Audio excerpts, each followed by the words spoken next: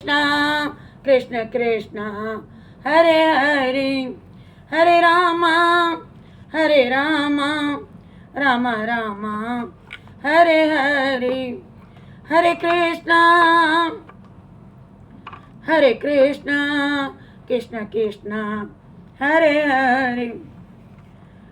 तो ऋषियों ने कहा है सूत जी, सत्यवती की उत्पत्ति जब पतिव्रता सत्यवती पिता के घर पर थी तभी उसने व्यास जी का जन्म कैसे हो गया और इस स्थिति में राजा शांतनु ने सत्यवती से विवाह करके 2 पुत्र क्यों उत्पन्न किए, इसका रहस्य विस्तार पूर्वक कहने की कृपा कीजिए। सूत जी कहते हैं, जो आदि शक्ति हैं तथा जिनकी कृपा से चतुर्वर्ग अर्थ धर्म काम मोक्ष सभी सुलभ हो जाते हैं, परम शक्ति को प्रणाम करने के पश्चात इस पुराण संबंधी पावन प्रसंग में मैं वर्णन करूंगा।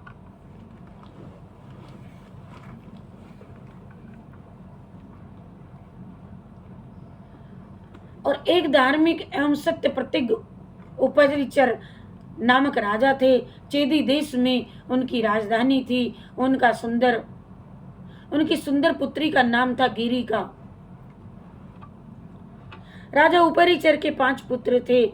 सभी बड़े बलिष्ठ एवं अमित तेजस्वी थे। एक समय की बात है कि राजा उपरिचर की स्त्री ऋतुमती थी। स्नान से निवृत्त होकर के उसने पुंसवन व्रत किया और पतिदेव से अपनी कामना प्रकट की, परंतु पितरों की आज्ञा से राजा को मृगया के लिए वन में जाना पड़ा और उस समय उनका चित्त उस भामिनी में अटका था। वे उस सुंदर भार्या को याद कर रहे थे। इतने ही में उनका शुक्र संकलित हो गया और तब उन्होंने उस वीर्य को वट वृक्ष के एक पत्ते में रख दिया। राजा को रानी के ऋतुकाल का ज्ञान ही था। सोचा किसी प्रकार भी इस वीर्य अर्थ का व्यर्थ ना हो। निश्चय ही मेरा ये वीर्य अमोघ है, इसे मैं अपनी स्त्री के लिए भेज दूंगा। इस प्रकार विचार करके पहले तो उस वीर्य को उन्होंने आमंत्रण किया और फिर उन्होंने वट वृक्ष के दोने में उसे रखा और पास ही एक बाज पक्षी था और राजा ने उससे कहा, माँ भाग, तुम इसे लेकर के अभी अभी मेरे घर चले जाओ। सौम्य इसे घर पर ले जाकर मेरी प्रेयसी भार्या गिरिका को तुरंत दे देना जाकर के। आज उसका ऋतु काल है। सूत जी कहते हैं, इस प्रकार कह करके राजा उपरिचर ने वह वीर्य वाला दोना बाज को दे दिया।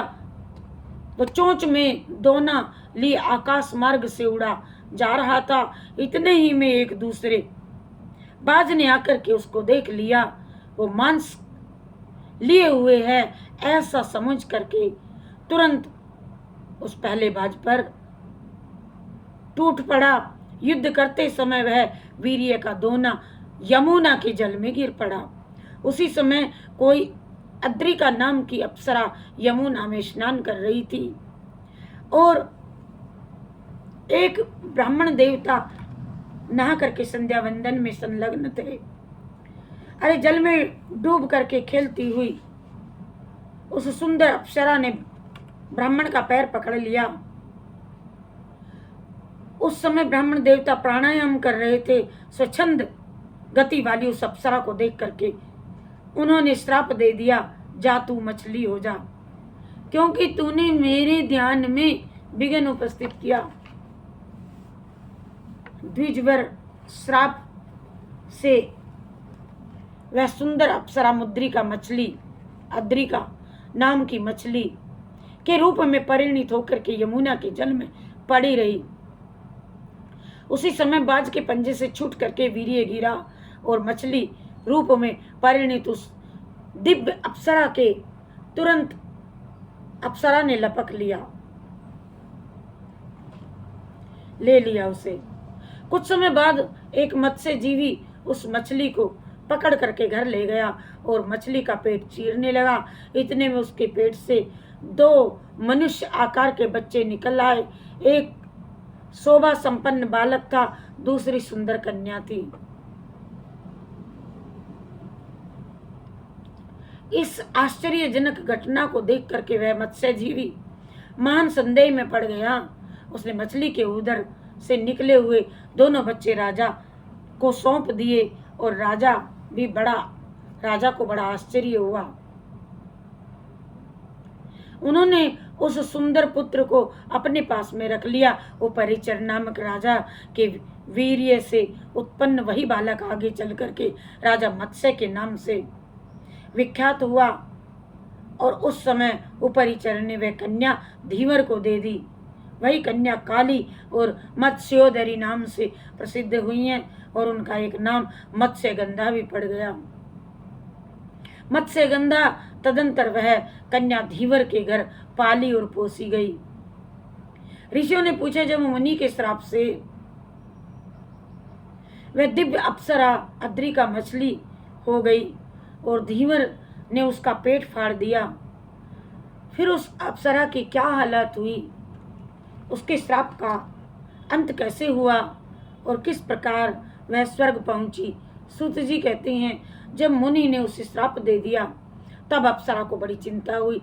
दीनहीन सी होकर के वह विलाप करती हुई मुनि से प्रार्थना करने लगी।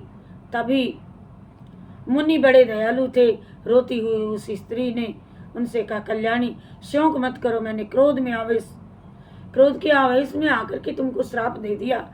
अरे तुम मछली की योनि में चली जाओगी, फिर जब तुम्हारे पेट से 2 मानव बच्चे उत्पन्न होंगे तब तुम्हारा श्राप से उद्धार हो जाएगा। दोनों बच्चों को जन्म देने के पश्चात उनके प्राण पखेरु उड़ गए,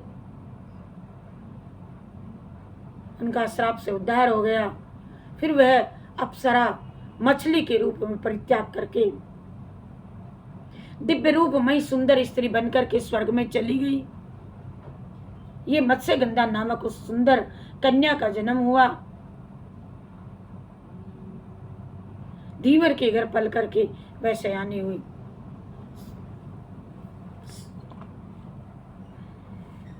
सर्वमंगल मांगल्ये शिवे सर्वार्थ साधिके शरण्ये त्र्यंबके गौरी नारायणी नमोस्तुते। सर्वमंगल मांगल्ये शिवे सर्वार्थ साधिके शरण्ये त्र्यंबके गौरी नारायणी नमोस्तुते। सर्वमंगल मांगल्ये शिवे सर्वार्थ साधिके शरण्ये त्र्यंबके गौरी नारायणी नमोस्तुते। सर्वमंगल मांगल्ये शिवे सर्वार्थ साधिके शरण्ये त्र्यंबके गौरी नारायणी नमोस्तुते। सर्वमंगल मांगल्ये शिवे सर्वार्थ साधिके शरण्ये त्र्यंबके गौरी नारायणी नमोस्तुते। सर्वमंगल मांगल्ये शिवे सर्वार्थ साधिके शरण्ये त्र्यंबके गौरी नारायणी नमोस्तुते।